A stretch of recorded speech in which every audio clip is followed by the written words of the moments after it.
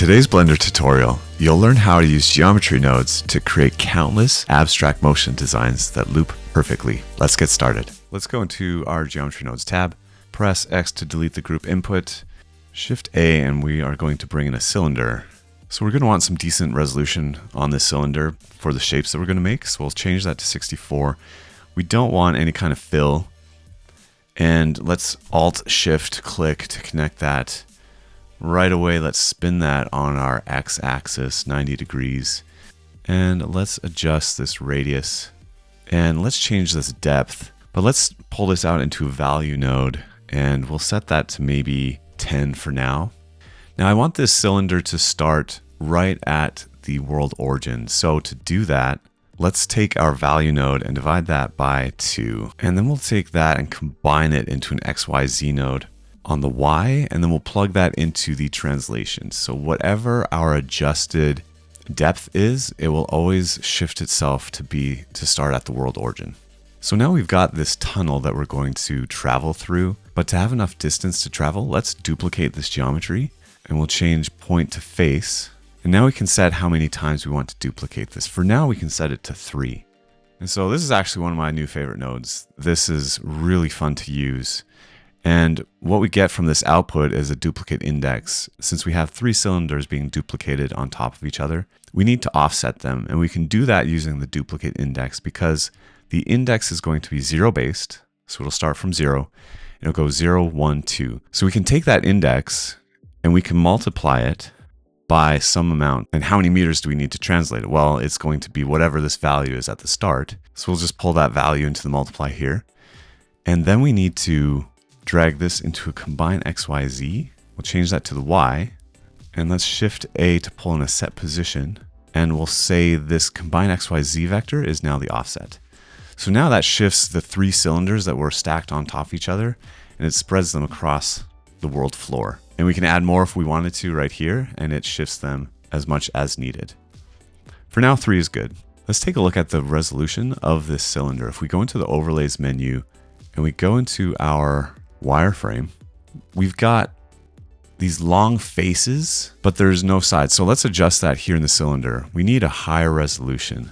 And as we drag this number up, we get more and more faces along the side. I'm looking at these just to make them kind of square. It doesn't super matter. Maybe we'll set it to 150. What I want to do is start deleting these in some kind of random order. And at first I tried random and it looked kind of cool, but even cooler is if we use a noise, some kind of noise texture. So let's bring in a checker texture. And to see what this looks like, let's Shift A to pull in a delete geometry node. Let's take the factor and plug that directly into the selection. So now we start to get some kind of pattern here along the cylinder. And let's move this camera to the world origin by selecting it, pressing Alt-R, Alt-G, and then RX90 to spin that on the X-axis.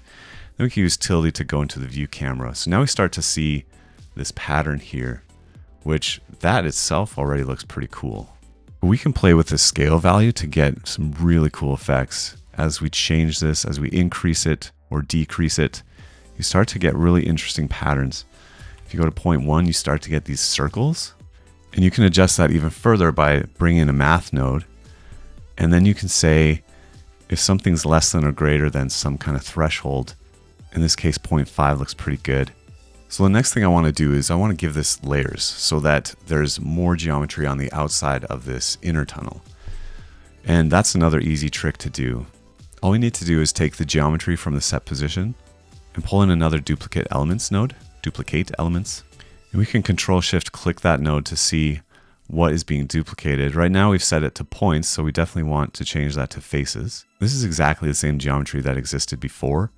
So I want to transform this. I want to flip it, invert it. So it's kind of the opposite pattern that we're seeing right now. And we can do that with the scale by using a combine XYZ node. Plug that into the scale. It disappears because everything's 0, so we'll reset it back to scale of 1. But I want the X and the Z to be scaled up. So now we get a bigger scale, and I want to make this adjustable. So I'm going to pull in a value and just combine that into the 2. So now I can expand that shape as needed. And now we can Shift A to bring in a join geometry node. And we'll plug the output of this transform geometry in there. So after joining this geometry, it's kind of hard to see which is our outside cylinder and which is our inside cylinder. So what we can do is we can start to rotate these counter to each other. So the outside cylinder will spin one way and the inside cylinder will spin the other way. So we need an animation driver here.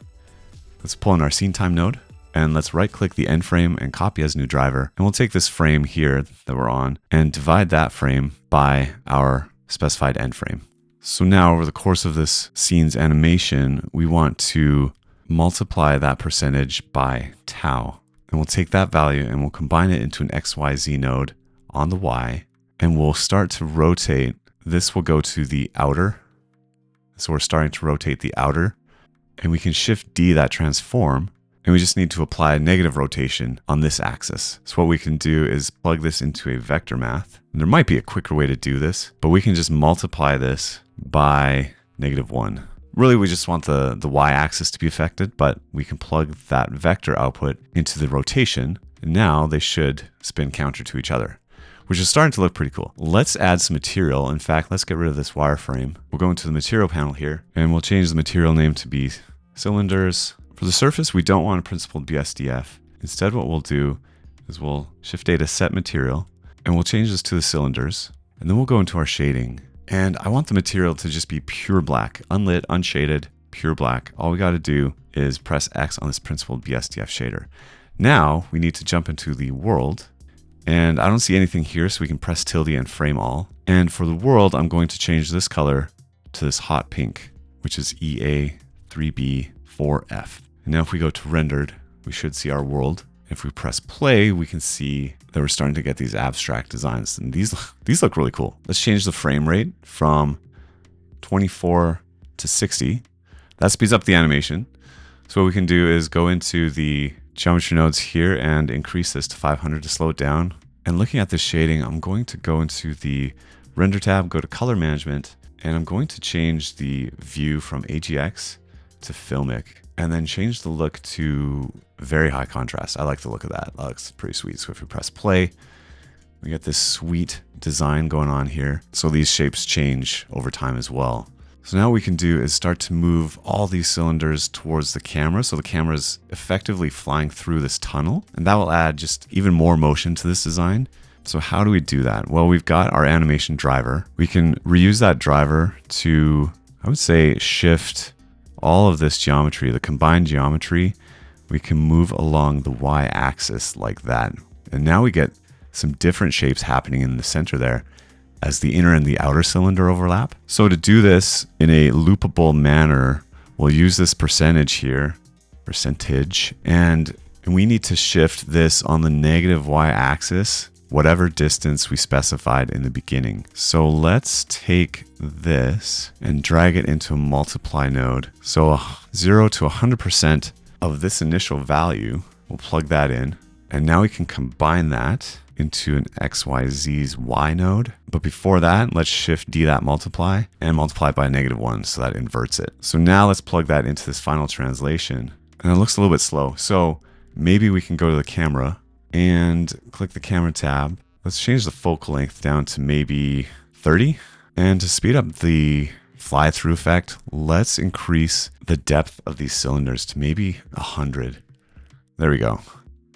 So now there's a lot more distance that has to move over the same amount of time, so we have to travel a lot faster. So now that's starting to look pretty trippy. If you want to give it a bit more geometry further into the tunnel to make sure you don't see any kind of glitch when it loops, you can just increase the initial duplicate elements node up to 5 or 6, just to ensure that you don't see any kind of looping artifacts in the background. All right, so that's the basics of setting up this motion design. The cool thing about it though, is that you can reuse this and basically change up this logic here as far as what kind of texture and what kind of math you're doing to it to change the shapes. And you can get all kinds of combinations of things here. So for example, if instead of using this checker texture, if we shift A to bring in a Voronoi texture, we can just play with the settings like distance to edge and then plug that into the delete. And then if we shift D this less than node and start to change the values on it, we can just tweak these values to start getting different shapes going through here. And if I drag this randomness down to 0, now we've got, oh, that's cool too. And you can just play around with these sliders to get all kinds of different effects. Like this is trippy. Play with the less than node to get these kind of starburst effects.